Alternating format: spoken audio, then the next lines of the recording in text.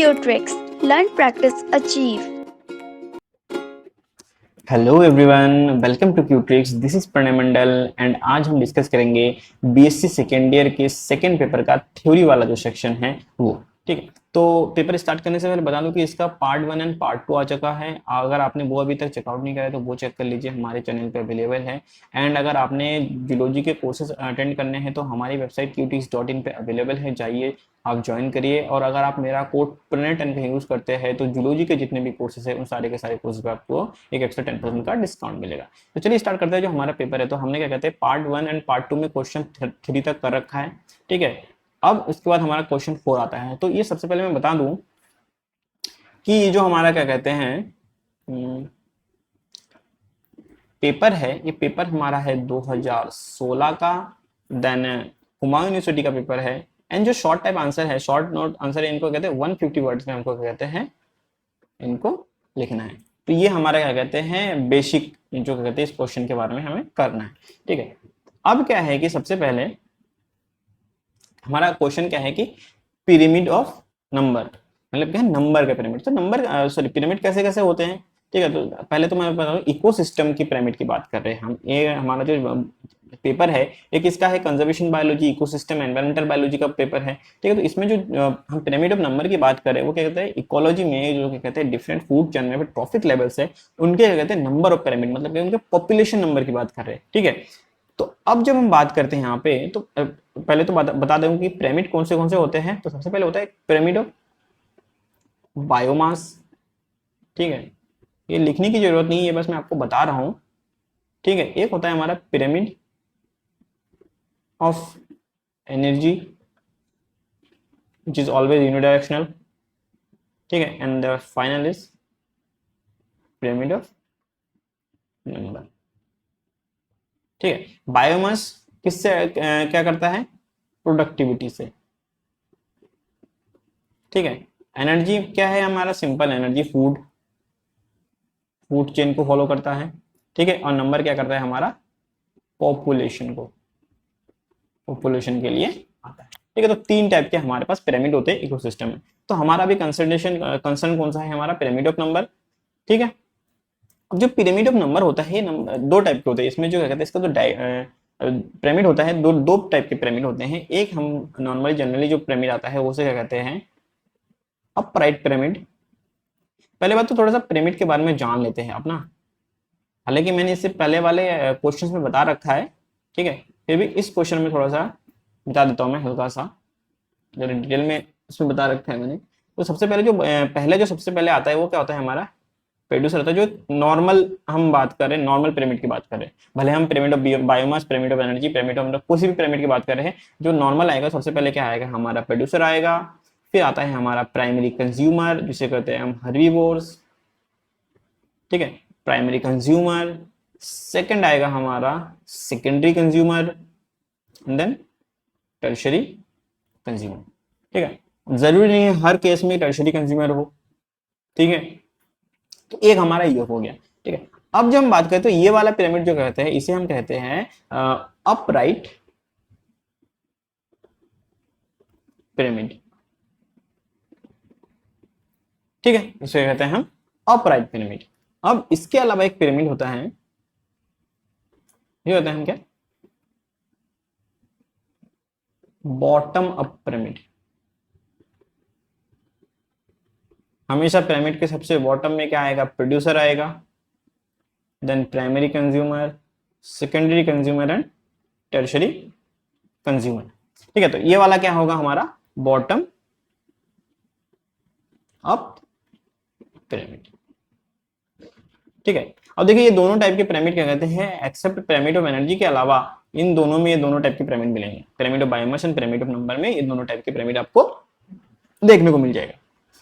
ठीक है, तो सबसे पहले हम स्टडी करते हैं जो अपराइट पिरामिड है। तो हम यहाँ लिखते हैं अपराइट पिरामिड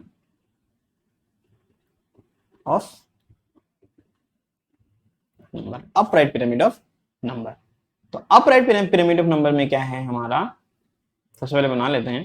देखिए जनरली हम पिरामिड को कैसे बनाते हैं, एक सिंपल ट्रायंगल बना लेते हैं। बट जो मोस्टली इकोलॉजी या फिर इकोसिस्टम जो इकोलॉजिस्ट होते हैं वो इस टाइप के पिरामिड बनाते हैं ताकि उनको ग्राफ पे उसके पॉपुलेशन नंबर को हम थोड़ा सा इजीली समझ सके। ठीक है, तो अपराइट में क्या होगा, सबसे बॉटम हमारा सबसे ज्यादा वाइड वाला वाइड होगा, देन उसके बाद क्या होगा हमारा थोड़ा सा नैरो हो जाएगा, एंड देन फाइनली नैरोवर होता जाएगा।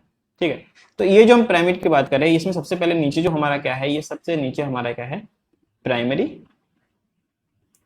प्रोड्यूसर, देन क्या है हमारा प्राइमरी कंज्यूमर, देन क्या है हमारा सेकेंडरी कंज्यूमर। ठीक है, ये हमारे कहते हैं बेसिक इन इकोसिस्टम के कहते हैं फूड चेन के हमारे बेसिक पार्ट्स है। ठीक है, टॉपिक लेवल से डिफरेंट टॉपिक लेवल। तो अब जब हम अपराइट इकोसिस्टम की बात, sorry upright pyramid of number की बात करें तो ये कहाँ पे अप्लाई कहाँ पे होता है, तो अपराइट पिरामिड में क्या होता है, जो प्राइमरी प्रोड्यूसर होता है वो क्या होता है हमारे, सबसे पहले हम ग्रासेस। तो टेरिस्ट्रियल ग्राउंड में क्या होता है, जो ग्रास होता है उसमें क्या कहते हैं, उनका नंबर क्या होता है, अल्टीमेटली किसी भी कंज्यूमर से ज्यादा ही होता है। तो सबसे पहले जो हमारा प्रोड्यूसर है, हम इसमें एग्जांपल की बात करते हैं, सबसे पहले हमारा होता है ग्रास, जिसपे कौन फिट करता है, रैबिट ले लीजिए, और उन पे कौन फिट करता है, हमारा फॉक्स फिट करता है।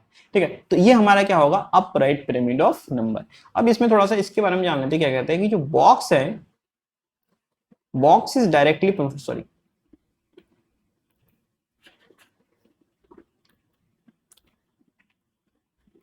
विड्थ ऑफ बॉक्स,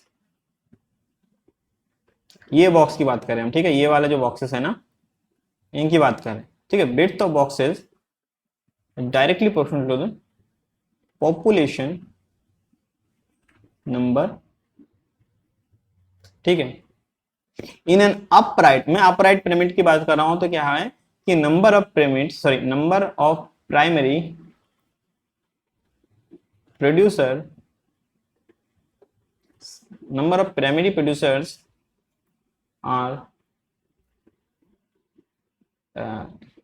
हाई लिख देते हैं। क्यों, नंबर ऑफ प्राइमरी प्रोड्यूसर, या फिर हम करते हैं कि high high compare to consumers. ठीक है, तो क्या होता है, number of primary producer high compare to consumers, consumers के मुकाबले जो प्राइमरी प्रोड्यूसर है उनका नंबर हाई है। ठीक है, and same goes on like primary producer ज्यादा, सॉरी प्राइमरी प्रोड्यूसर के नंबर से कम होगा primary consumer, primary consumer number कम होगा सेकेंडरी कंज्यूमर। अब क्या कहते हैं, अगर इसमें कहीं पे कोई मैल फंक्शन हो जाता है, सपोज कि ये वाला हो जाता है कुछ, कि यहाँ पे प्राइमरी प्रोड्यूसर कम हो गया, मैं इस इकोसिस्टम की बात कर रहा हूँ, देखिए ठीक है, मैं इस इकोसिस्टम की बात कर रहा हूँ अभी। तो अपराइट पिरामिड, जो इकोसिस्टम अपराइट पिरामिड को फॉलो करता है, अपराइट पिरामिड ऑफ नंबर को फॉलो करता है, मैं उन इकोसिस्टम की बात कर रहा हूँ। हर इकोसिस्टम में डिफरेंट डिफरेंट चेंजेस आते रहते हैं। ठीक है, तो अभी आप समझ जाएंगे सर, जब नेक्स्ट हम बॉटम अप वाला बोलेंगे तो उसमें समझ जाओगे। ठीक है, तो कभी क्या होता है कि ग्रासेस बहुत ज्यादा हो गई हैं, ठीक है, एंड क्या कहते हैं, नंबर ऑफ फॉक्सेस ज्यादा हो गए। ठीक है, तो नंबर ऑफ फॉक्सेस बढ़ गए हैं, उसके चक्कर में क्या हो गया, नंबर ऑफ फॉक्सेस हमारे क्या हो गए, बढ़ गए। ठीक है, नंबर ऑफ फॉक्सेस बढ़ गए, बिट्स की बात कर रहा हूं, तो उसके चक्कर में क्या होगा, नंबर ऑफ रैबिट कम हो गए, एंड उसके चक्कर में क्या होगा, हमारा जो प्राइमरी प्रोड्यूसर है वो बढ़ गया। अब क्या हो रहा है, तो इस टाइप का अगर कोई क्या कहते हैं यहाँ पे कोई डिग्रेडेशन दिखाता है, कोई इस टाइप का कहीं पे कोई मेल फंक्शन होता है, अगर अपराइट पिरामिड की बात कर रहा हूँ, ठीक है, तो अगर कोई मेल फंक्शन होता है ऐसा, तो क्या होगा कि ये जो इकोसिस्टम है, ये वाला जो फॉक्स रैबिट ग्रास वाला फूड चेन है, ये क्या हो जाएगा, डिक्लाइन हो जाएगा। ठीक है, तो if there is an any malfunction of populations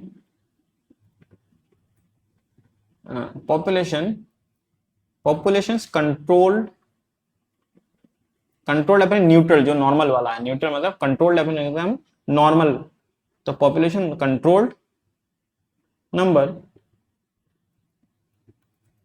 it would lead the ecosystem to decline। मतलब क्या है कि ये इकोसिस्टम अब क्या करेगा, वैनिश होने लगेगा धीरे धीरे, स्लोली स्लोली ये इकोसिस्टम बदलने लगेगा, वैनिश हो जाएगा। तो ये वाला जो फॉक्स रेबिट ग्रास वाला फूड चेन है या फिर ये वाला इकोसिस्टम है, ये क्या होगा यहाँ पे वैनिश हो जाएगा। इसके बाद हमारा क्या है, सेकेंड वाला है bottom up pyramid of number. अब देखिए उसमें क्या कहते हैं, मैंने कहा था कि मैलिफिकेशन होगा तो सेम इस पे भी सारे उसके सारे के सारे अप्लाई होंगे, बस इसका खाली मैं थोड़ा सा एग्जांपल सुना लेता हूँ। तो इसका सबसे पहले क्या होगा, यहाँ पे नीचे हो जाएगा हमारा प्रोड्यूसर, प्रोड्यूसर देन होगा हमारा प्राइमरी कंज्यूमर, देन होगा हमारा सेकेंडरी कंज्यूमर, देन हमारा क्या हो जाएगा यहाँ पे टर्शरी कंज्यूमर लिख लेते हैं, या फिर नहीं लिखते तो भी चलता है, ठीक है। तो क्या होता है हमारे यहाँ पे चलो यहाँ पे स्कोप बना देते हैं, ठीक है। तो सबसे पहले हमारा क्या होगा यहाँ पे प्राइमरी प्रोड्यूसर, प्रोड्यूसर, ठीक है। देन क्या है प्राइमरी कंज्यूमर, देन क्या हो जाएगा हमारा secondary consumer and go on and tertiary consumer. तो ऐसे क्या हो जाएगा हमारा primary consumer, primary secondary consumer, tertiary consumer. अब इसका जो एग्जांपल है वो क्या है हमारा,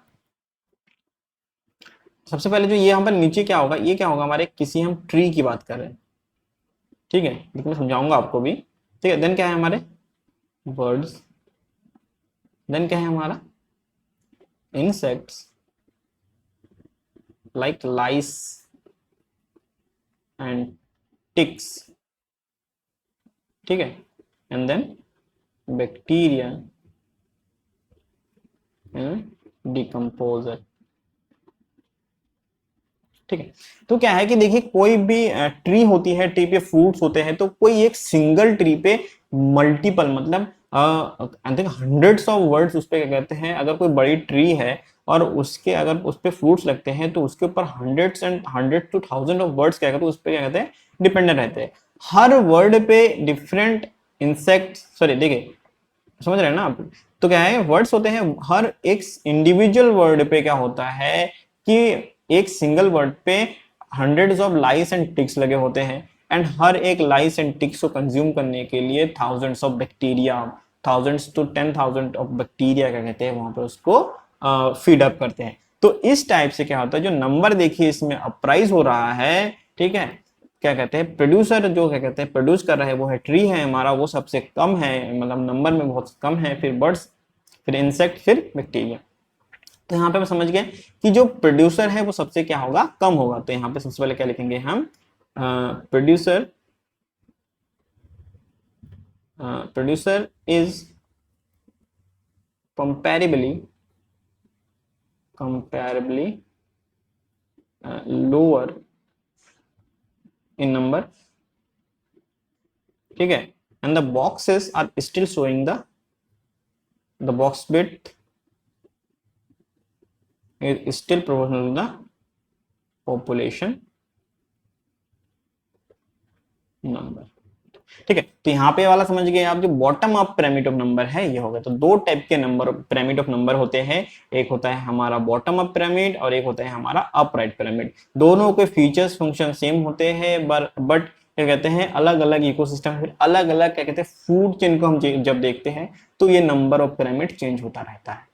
ओके, तो यहाँ पे हमारा क्वेश्चन नंबर 4 थोड़ा सा यहाँ पे खत्म होता है। नेक्स्ट हम क्या करते हैं, इडेफिक कारक क्या है, जो फिफ्थ क्वेश्चन वो क्या है हमारा, इडेफिक कारक क्या है और what are the edaphic factors. देखिए इडेफिक फैक्टर की बात करें तो सबसे पहले क्या है इकोलॉजिकल फैक्टर्स के बारे में थोड़ा जान लेते हैं हम। इकोलॉजिकल फैक्टर्स क्या होते हैं हमारे, इकोलॉजिकल फैक्टर्स, ठीक है। जब आप इकोलॉजिकल फैक्टर्स के बारे में बात करते हैं तो एक होता है हमारा एबायोटिक, एबायोटिक फैक्टर, है ना, ए होता है हमारा एबायोटिक फैक्टर। अब इसके साथ इकोलॉजिकल फैक्टर के साथ एक फैक्टर आता है हमारा क्या यहाँ पे बायोटिक फैक्टर। बायोटिक फैक्टर में क्या क्या आता है हमारे, कंपटीशन, ठीक है, कंपटीशन आता है, पैरासाइटिज्म आता है, प्रिडेशन आता है, एंड सॉरी प्रिडेशन आता है, एंड म्यूचुअल या फिर क्या कहते हैं इसको सिम्बायोसिस आती है। तो बायोटिक फैक्टर में चार चीजें आते हैं। एबायोटिक फैक्टर में एक आता है हमारा क्या, क्लाइमेट। क्लाइमेट में क्या होता है, एटमॉस्फेरिक टेम्परेचर। क्लाइमेट में क्या आता है हमारा, एटमॉस्फेरिक टेम्परेचर आता है, एटमॉस्फेरिक प्रेशर आता है, एटमॉस्फेरिक पीएच आती है, एंड ह्यूमिडिटी, है ना। तो ये सारी चीजें क्या कहते हैं हमारे क्लाइमेट वाले सेक्शन में आता है। इसके बाद एबायोटिक फैक्टर से एक और लाइन निकलती है, एक सब लाइन निकलती है, वो क्या होता है हमारा, ईडेफिक फैक्टर। ईडेफिक फैक्टर, ठीक है। तो इसके बाद जो ईडेफिक फैक्टर होता है, देखिए यहाँ पे हम क्या बात कर रहे हैं, सब edaphic atmospheric pressure, atmospheric temperature, atmospheric pH and atmospheric humidity की बात कर रहे हैं, यानी कि मॉइस्चर की बात कर रहे हैं। वही सेम यहाँ पे क्या होता है, जो ईडेफिक फैक्टर होता है ये रिलेटेड होता है हमारा क्या, सॉइल टेम्परेचर, सॉइल मॉइस्चर, ठीक है, soil moisture, soil pH and salinity, soil structure,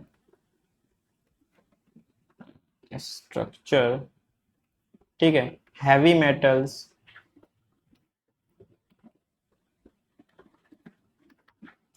sorry,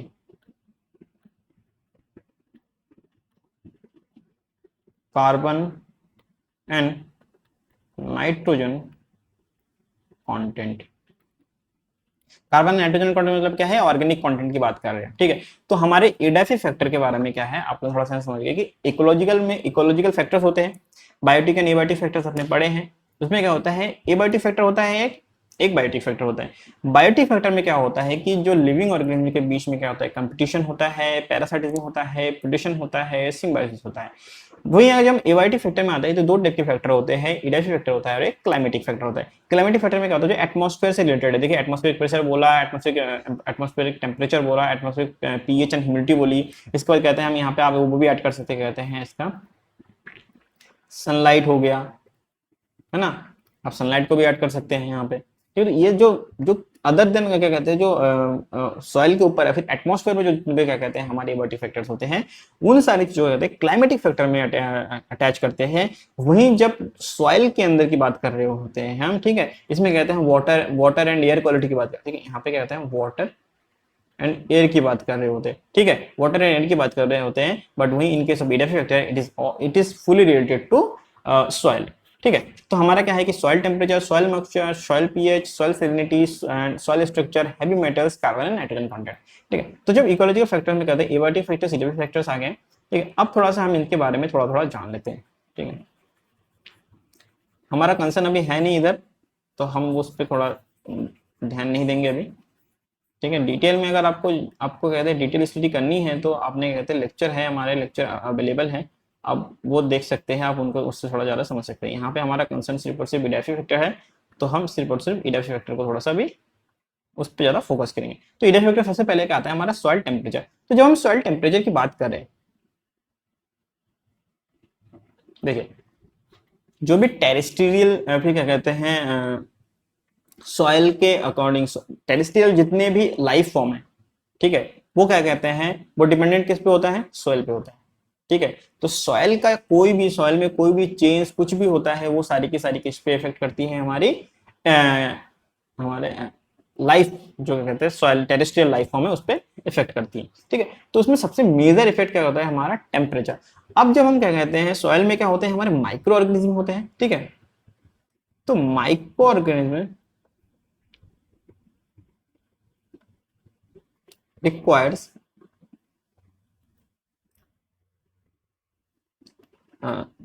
microorganism requires heat which they can survive, ठीक है। तो माइक्रो ऑर्गेनिज्म में क्या होता है कि उनको एक ऐसी हीट रेंज चाहिए होती है जिसमें क्या कहते हैं वो सर्वाइव कर सके। ठीक है। अब ना ही उनको उससे ज्यादा टेम्परेचर वो सह सकते हैं कुछ माइक्रो, ना ही उनसे कम माइक्रो टेम्परेचर सह सकते हैं। अब माइक्रो ऑर्गेनिज्म क्या करते हैं, वो सॉइल के क्या कहते हैं हम प्रोडक्टिविटी को बढ़ाते हैं। ठीक है। तो मतलब क्या है कि अगर इनडायरेक्टली बात करें तो टेम्परेचर माइक्रो ऑर्गेनिज्म को ग्रो कराता है, वही माइक्रो ऑर्गेनिज्म सॉइल के प्रोडक्टिविटी को ग्रो कराता है। ठीक है। तो यहाँ पे हमारा क्या था, टेम्परेचर वाला कंटेंट हम थोड़ा सा समझ गए यहाँ पे। अब टेम्परेचर के बाद क्या आता है हमारा, टेम्परेचर के बाद क्या आता है हमारा सॉइल मॉइस्चर। अब जब सॉइल मॉइस्चर की बात कर रहे हैं, मॉइस्चर क्या होता है हमारा, मॉइस्चर मतलब क्या है हमारा वाटर कंटेंट। वाटर कंटेंट जो कि सॉइल में डिसॉल्व है। ठीक है। अब ये किस लिए काम आता है, मिनरल्स, मिनरल ट्रांसपोर्ट, है ना। तो सॉइल सॉइल में मिनरल्स है, उनके ट्रांसपोर्ट के क्या काम होता है, वाटर काम होता है। जिस सॉइल में या फिर जिस मिट्टी में क्या कहते हैं आपको मॉइस्चर भी वाटर नहीं होगा, उसमें क्या कहते हैं आप कोई प्लांट कुछ भी लाइफ उसमें क्या कहते हैं सर्वाइव नहीं करेगी। ये क्योंकि वाटर इज द एसेंस ना, वो तो सबसे एसेंशियल चीज है। अब उसके बिना कोई प्लांट कोई कोई लाइफ ग्रो ही नहीं कर सकती ना, कोई लिविंग कोई चीज हो ही नहीं सकती वहां पे, लिविंग ऑर्गेनिज्म का वहां पे होना इम्पॉसिबल है। तो that's why soil moisture is the must. ठीक है। अगर हम बात कर रहे हैं इकोलॉजी, अभी किसी इकोसिस्टम के बनने की बात कर रहे हैं, ठीक है, तो इकोसिस्टम में क्या कहते हैं जो सॉइल का मॉइस्चर है, देखिए जो इकोलॉजिकल फैक्टर्स है, ये जो इकोलॉजिकल फैक्टर्स है एक पूरे इकोसिस्टम को बनाते हैं। चाहे मैंने इधर जो बायोटिक क्लाइमेटिक फैक्टर लिखे, ये सारे के सारे मस्ट है। इनमें जितने भी चीजें मैंने लिखी है वो सारे के सारे क्या है, इंपॉर्टेंट है। उनके बिना क्या कहते हैं दे शुड बी देयर। ठीक है। उनके बिना हो ही नहीं सकता एक परफेक्ट इकोसिस्टम। भले मैं हैवी मेटल की बात कर रहा हूँ, स्ट्रक्चर की बात कर रहा हूँ, चाहे मैं एटमॉस्फेरिक प्रेशर की बात कर रहा हूँ। ठीक है। तो ये सारी की सारी चीजें है एक मस्ट है, मतलब दे शुड बी देयर। जो चीज जहां पे है उनको वहां पे होना ही होना है, नहीं तो एक इकोसिस्टम क्या है डिसबैलेंस हो जाएगा, जो कॉमन इकोसिस्टम है। अगर किसी सॉइल से टेम्परेचर का डिसबैलेंस होता है तो पूरा का पूरा इकोसिस्टम डिसबैलेंस हो जाएगा।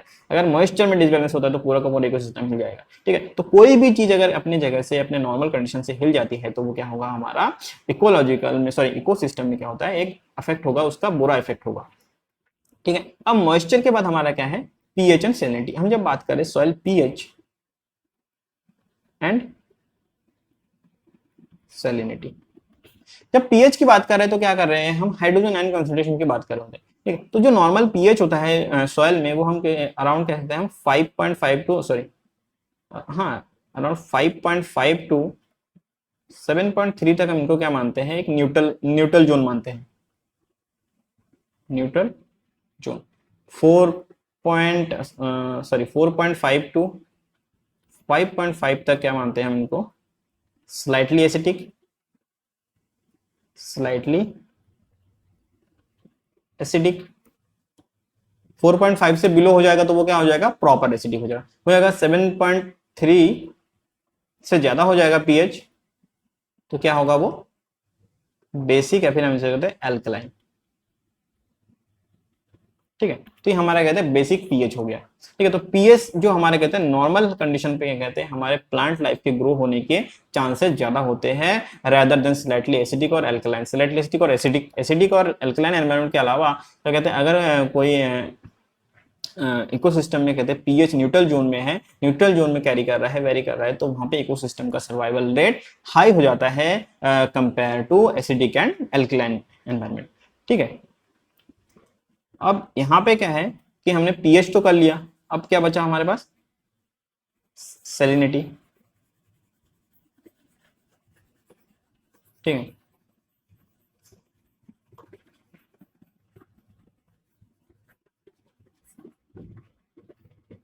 अब सैलिनिटी के लिए क्या है हमारा सैलिनिटी। अब सैलिनिटी मतलब क्या है,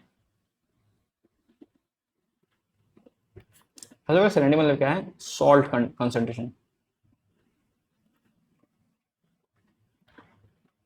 ठीक है। जो सॉल्ट मिलता है मिट्टी में सॉइल में, जो सॉल्ट का कंसंट्रेशन होता है वो क्या कहता है एक मेजर रोल निभाता है वहां पे लाइफ फॉर्म के ग्रो करने में, लिविंग ऑर्गेनिज्म के रहने के लिए वहां पे क्या कहता है उसको क्या कहते हैं बहुत हद तक उस पर डिपेंडेंट होता है। अगर मैं बात करूँ सॉल्ट की, तो इसमें जो सॉल्ट होते हैं वो कैसे होते हैं, कैल्शियम सॉल्ट होते हैं, मैग्नीशियम सॉल्ट होते हैं, ठीक है, कैल्शियम सॉल्ट हो गए, मैग्नीशियम सॉल्ट हो गए, ठीक है। तो इस टाइप के सॉल्ट वहाँ पे क्या होते हैं, पोटेशियम सॉल्ट हो गए, ये सारे के सारे सॉल्ट क्या होते हैं सॉइल में हमारे मिले हुए रहते हैं, ठीक है। तो हमारी जो सेलिनिटी है, सेलिनिटी मतलब क्या है कि हमारा सॉल्ट कंसंट्रेशन, अगर सॉल्ट कंसंट्रेशन हाई है, तो जैसे कि हम डेजर्ट की बात कर रहे होते हैं तो वो क्या होता है हाईएस्ट जेरोस जिसे बोलते हैं ना, ठीक है, डिजर्टिफाई हो जाता है सेलिनिटी। अगर सेलिनिटी लो है तब भी, तब जगह क्या कहता है हमारा जो कॉमन सिंपल जो न्यूट्रल सेलिनिटी होता है, अगर सेलिनिटी लो है तो भी बेटर है, अगर सेलिनिटी हाई है, ठीक है, तो वो क्या होगा धीरे धीरे डिजर्टिफाइड होने लगता है। अगर लो है तो हम क्या कहते हैं वहां पर थोड़ा सा हो जाता है कीचड़ कीचड़ मडी मडी वाला टाइप का एरिया,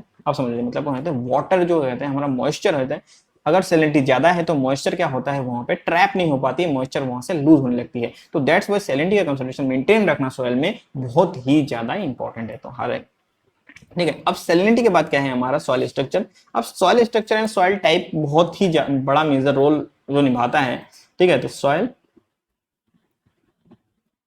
स्ट्रक्चर की बात करें तो सॉइल स्ट्रक्चर में, सॉइल में आपको ना पोर मिलेंगे। आप अगर आप किसी सॉइल में देखते हैं, ठीक है, तो सॉइल के अंदर क्या मिलेगा आपको पोर्स मिलेंगे। सॉइल में आपको क्या कहते हैं उसमें लेयर्स मिलेंगे। तो सॉइल के लेयर्स, अभी सॉइल के जो पोर है ना, तो वो हेल्प करते हैं माइक्रो ऑर्गेनिज्म के ग्रो करने में, ठीक है। जो माइक्रो ऑर्गेनिज्म है सॉइल में उनके ग्रो करने में।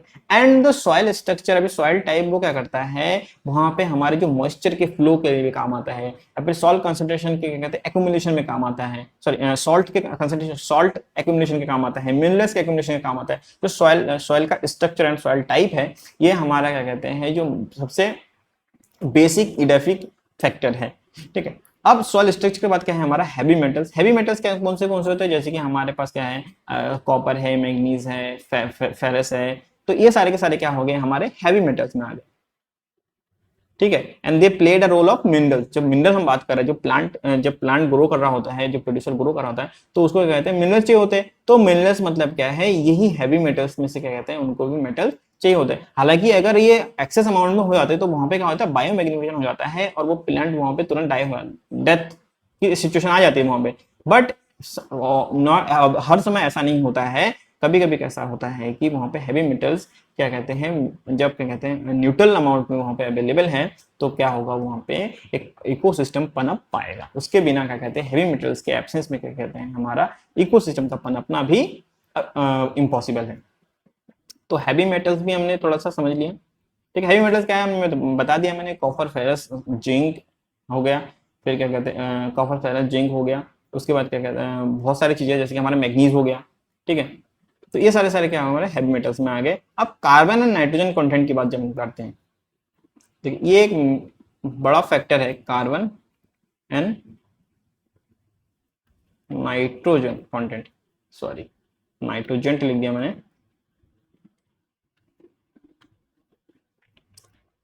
नाइट्रोजन कंटेंट की बात करें, ठीक है। तो कार्बन नाइट्रोजन कंटेंट मतलब क्या है कि ऑर्गेनिक मैटर का ही फाइनल फॉर्म है, मतलब जो कि dead and decaying decomposer, decomposer क्या करते हैं डेड एंड डिकेइंग मटेरियल को डिकम्पोज कर देते हैं। तो वो चेंज हुए क्या होता है वो कार्बन एंड नाइट्रोजन प्रोडक्ट में चेंज होते हैं, ठीक है, लाइक अमोनिया वगैरह हो गए, ठीक है। उसमें क्या कहते हैं अब उसे नाइट्रोजन फिक्सेशन होता है इनमें, देन क्या कहते हैं कार्बन साइकिल आपने पढ़ा होगा, नाइट्रोजन फिक्सेशन पढ़ा होगा। तो ये सब चीजें किसमें काम आती है इडेफिक फैक्टर को मेंटेन करने के लिए काम आती है। तो आपने इडेफिक फैक्टर थोड़ा सा यहाँ पे समझ लिया। अब देखिए इडेफिक फैक्टर क्या है, इसके बारे में जितना ज्यादा जानना चाहेंगे कि soil temperature, soil moisture, soil pH, salinity, soil structure के बारे में इतनी डिटेल आप क्या कहते हैं, अगर चाहे तो आप डिटेल में क्या कहते हैं मल्टीपल हंड्रेड्स ऑफ पेजेस आप पढ़ सकते हैं, आप बना सकते हैं उनको क्या कहते हैं लिखने के लिए। बट अभी क्या कहते हैं जो मेजर मैंने आपको कहते हैं पॉइंट बता दिया, ठीक है। अगर अब इसमें से मुझे पॉइंट लिखने हैं, सपोजिटली यहाँ पे मुझे पॉइंट लिखने हैं, तो सबसे पहले क्या होता है edaphic factors are soil properties, sorry soil properties लिख के हम लिखते हैं यहाँ पे are the chemical physical and biological micro organism की बात कर रहे थे, ठीक है। तो biological properties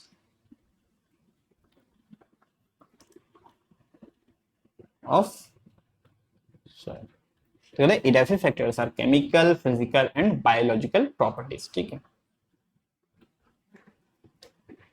change in edaphic factor, edaphic factor में result in ecology and evolution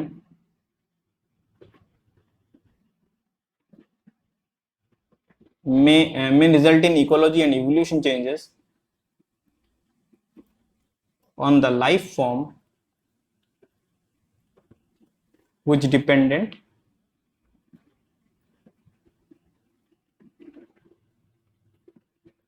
on that soil part। ठीक है, मतलब कि चेंज इन एडाफिक फैक्टर, मतलब एडाफिक फैक्टर में जब चेंज आता है, जैसे chemical, physical and biological properties में अगर चेंज आता है तो वो क्या होता है, अल्टीमेटली रिजल्ट करता है इकोलॉजिकल एंड इवोल्यूशन चेंजेस में, लाइफ फॉर्म के जो एक पर्टिकुलर सॉइल पार्ट में चेंजेस हो रहे हैं एडाफिक फैक्टर के, उस पर जो डिपेंडेंट है उनके इकोलॉजी एंड इवोल्यूशन में चेंज आता है। ठीक है, अब मैंने यहाँ पे बता दिया कि edaphic factors are chemical and physical and biological properties of soils, but वहीं पे मैं बता रहा हूं कि अगर केमिकल एंड फिजिकल चेंजेस हो रहा है तो बायोलॉजिकल प्रॉपर्टी चेंज होगी। तो हम यहाँ पे ये बोल सकते हैं कि फिजिकल एंड केमिकल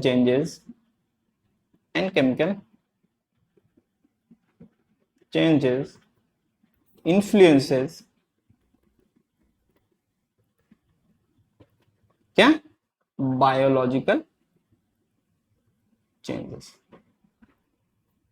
यही तो हुआ ना, अगर physical and chemical properties stable है तो बायोलॉजिकल चीजें यानी कि जो कहते हैं इवोल्यूशन की जरूरत ही नहीं पड़ी, अडेप्टेशन की जरूरत ही नहीं पड़ी। ठीक है, तो वही इसीलिए कह रहे हैं कि अगर फिजिकल एंड केमिकल प्रॉपर्टीज जो है हमारी, अगर वो क्या कहते हैं स्टेबल है, तो बायोलॉजिकल जो प्रॉपर्टीज है वो भी स्टेबल रहेगी। ठीक है, if there is a change in physical and chemical properties of soil then it will influence the biological changes of that particular soil part.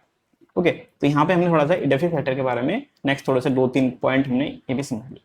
अब इसके बाद तो क्या कहते हैं, क्वेश्चन नंबर 5 का जो सेकंड क्वेश्चन है वो क्या है हमारा, water pollution on aquatic life. ठीक है, effect of water pollution on aquatic life. Water pollution क्या होता है, एक सिंपल सा क्वेश्चन आता है कि वाटर पोल्यूशन क्या होता है। तो वाटर पोल्यूशन क्या होता है, हम बात कर रहे हैं वाटर पोल्यूशन क्या होता है कि when contaminants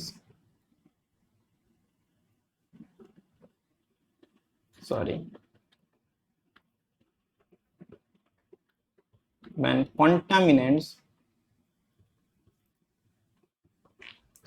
toxifies and pollutes the water। मतलब क्या है कि जब कंटामिनेट्स वाटर को टॉक्सिफाई कर देता है, पोल्यूटेट कर देता है वाटर को, तो इस कंडीशन को क्या कहते हैं, हम वाटर पोल्यूशन कहते हैं। इस चीज को क्या कहते हैं, हम वाटर पोल्यूशन कहते हैं। अब वाटर पोल्यूशन क्या करता है, अल्टीमेटली वाटर पोल्यूशन का रिजल्ट क्या होता है कि इट रिजल्ट्स इन जो डिसॉल्व्ड ऑक्सीजन है। ठीक है, तो it result in decline of dissolved oxygen, फिर हम जिसको कहते हैं हम DO। तो it results in decline of dissolved oxygen. ठीक है, तो अब जब हम बात करें डिसॉल्व्ड ऑक्सीजन, अब वाटर पोल्यूशन को क्या कहते हैं, हम नापने के लिए भी चीजें यूज करते हैं। तो वाटर पोल्यूशन को जब नापते हैं, या फिर ऐसे बात कर लेते हैं कि वाटर पोल्यूशन को कहते हैं, हम उसको आइडेंटिफाई कैसे करते हैं कि वाटर पोल्यूटेड है। तो इसके लिए यूज क्या होता है हमारा, BOD, biological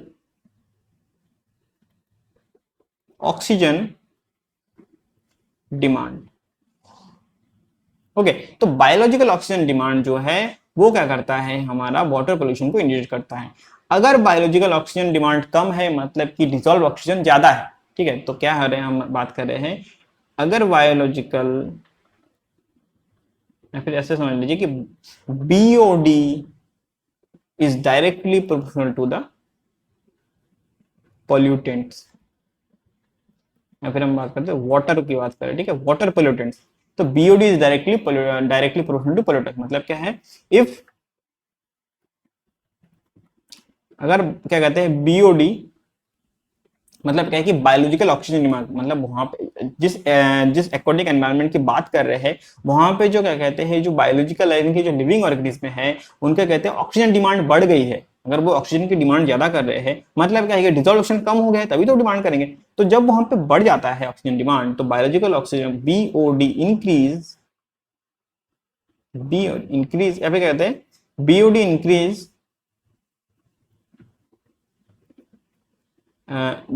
BOD increase indicates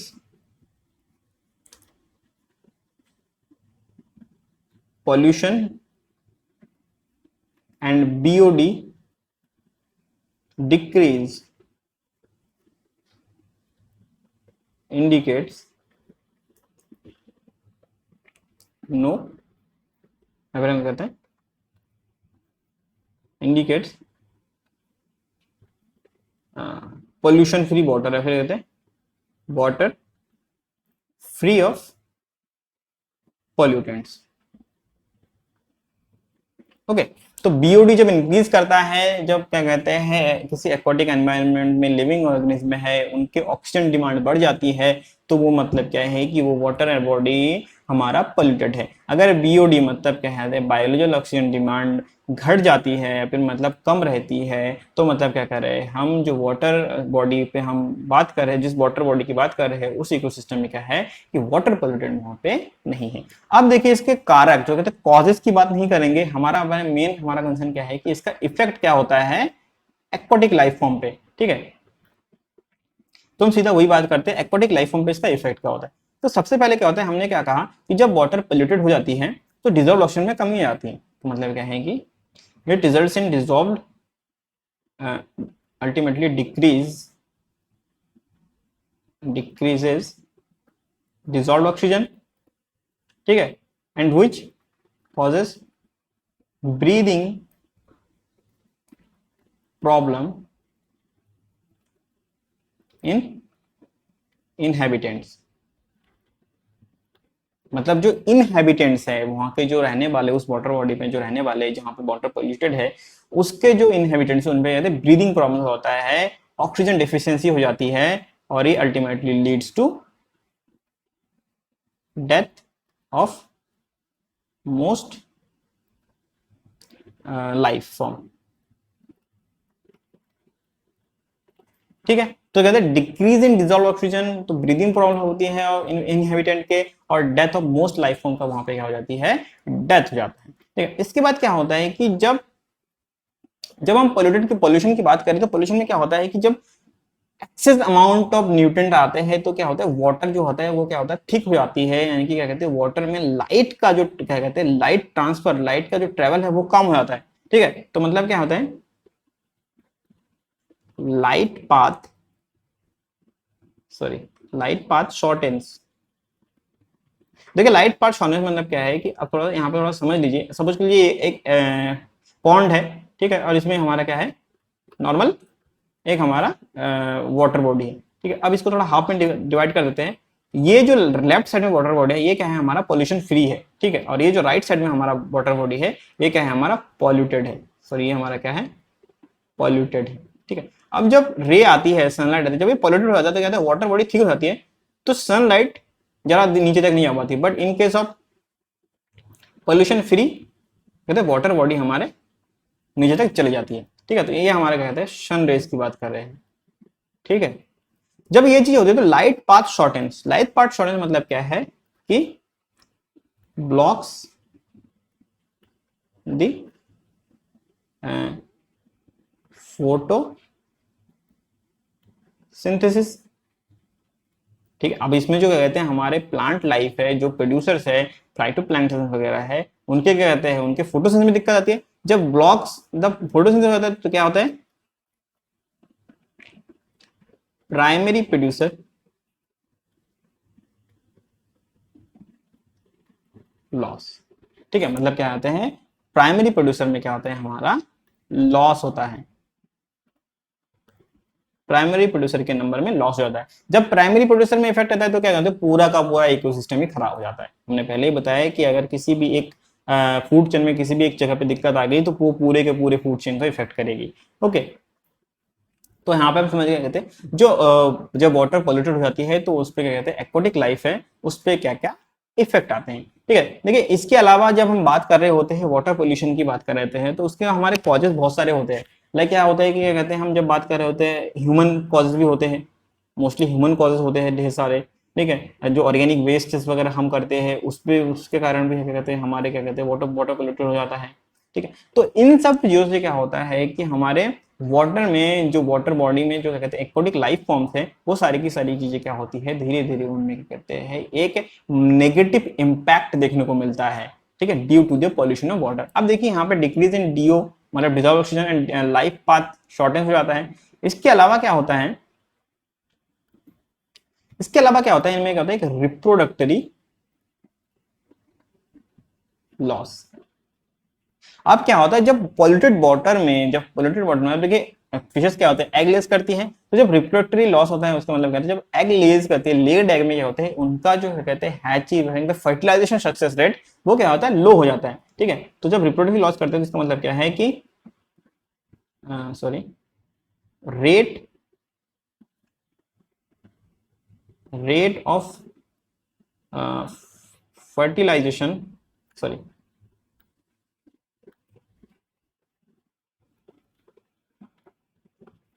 rate of successful hatching declines।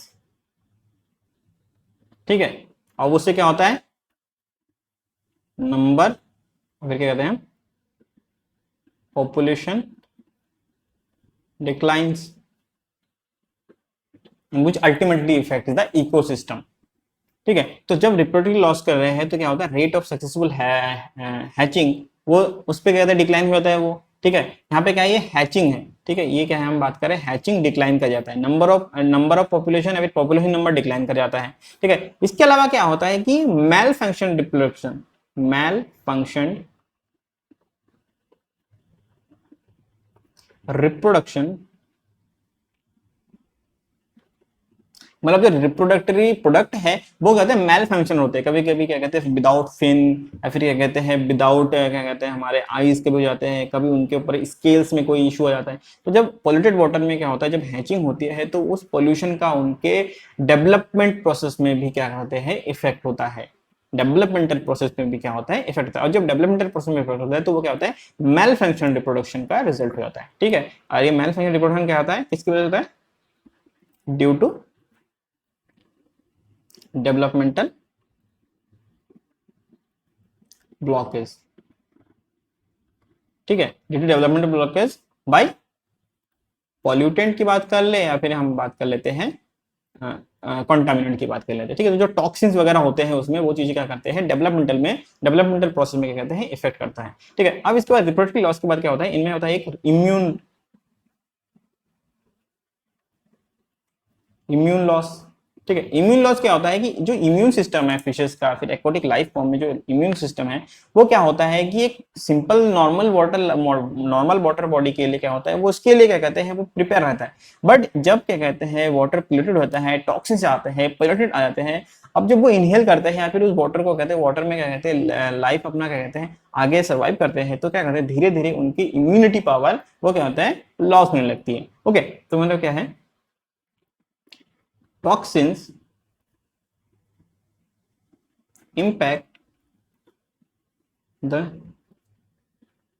life sorry toxins impact the health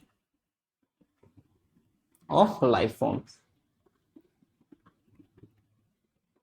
ये तो भले ही हम वाटर बॉर्डर की बात कर ले भले ही हम टेरेस्ट्रियल बात कर ले, अगर पोल्यूशन है तो वहां पे क्या होगा जो लाइफ फॉर्म्स है उनके हेल्थ पे पूरा डायरेक्ट इफेक्ट होगा। ठीक है, तो इम्यून लॉस में क्या होता है कि टॉक्सिन जो है वो इम्पैक्ट करते हैं हेल्थ ऑफ लाइफ फॉर्म्स में। ठीक है, इम्यून रिस्पॉन्सेस